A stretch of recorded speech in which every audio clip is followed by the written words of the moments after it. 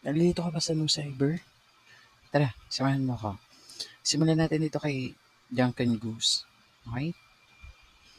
So, papasok tayo kay Drunken Goose. Hahanapin natin yung portal para sa New Cyber. Ayan, so may dalawang section yan. So, isang para New Cyber entrance, isa para sa other spec. I-click nyo yung kulay pink. Mababawasan lang kayo ng 1 coin. Para siyang entrance fee. Okay.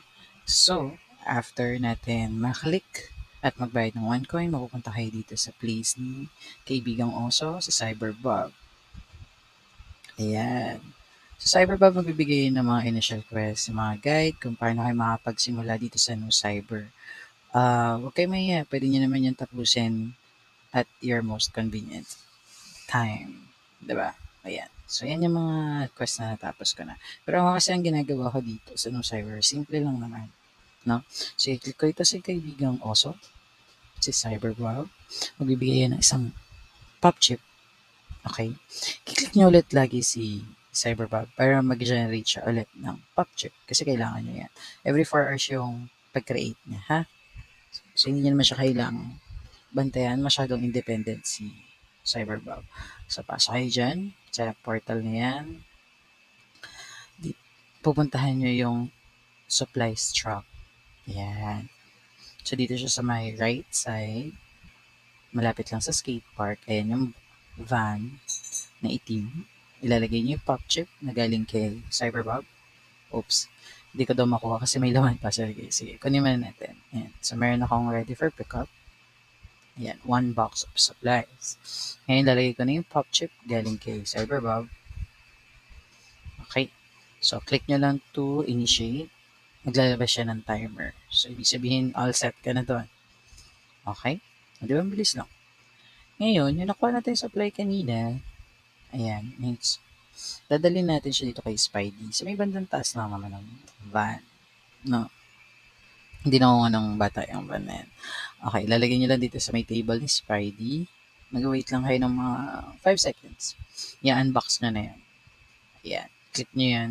Table ulit, grab your loot. Kusa na niyang ibibigay yung mga items. Guys, disclaimer lang ha. Ito mga items na to, super random na. Hindi natin alam kung ano yung ibibigay niya. So, kailangan natin talaga din tiyagain. No? Mas po eh. Kahit naman gusto natin, hindi naman natin nakukuha lahat. Uy! Okay, sige. So, tapos na tayo mag-claim. Na-unbox na natin.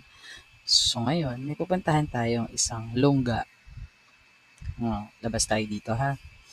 So, kung saan tayo nanggaling kanina, dun kay Cyberbob, babalik tayo dun. Yan. Pinutin nyo lang yan sa may pintuan ng concierge. Ayan, nakikita nyo yung parang estero. Estero. Daanan ng estero. Yan. Click nyo yan. Actually, daanan nyo lang. Ayan. Ayan. Ito yung sasabi ko, estero. Di ba? Lungga. Wala naman daga dyan, guys. Okay. So, makikita nyo naman dito ngayon si isa pa ulit na kaibigang oso, si Nick. Ayan. So, ito yung table para sa pagmamanufacture ng mga items. O yung, ayan.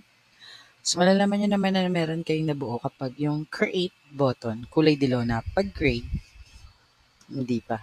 Kulang ka pa ng ingredients.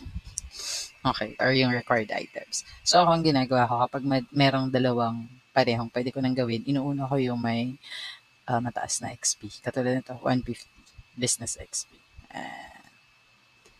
Click yung create. Ayan. Tapos, hintayin ko na ulit. For 5 hours yan. So, ayan nyo lang siya dyan.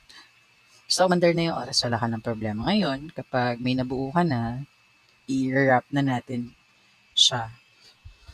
No? Sadly, wala pa akong nabubuo para sa per packing.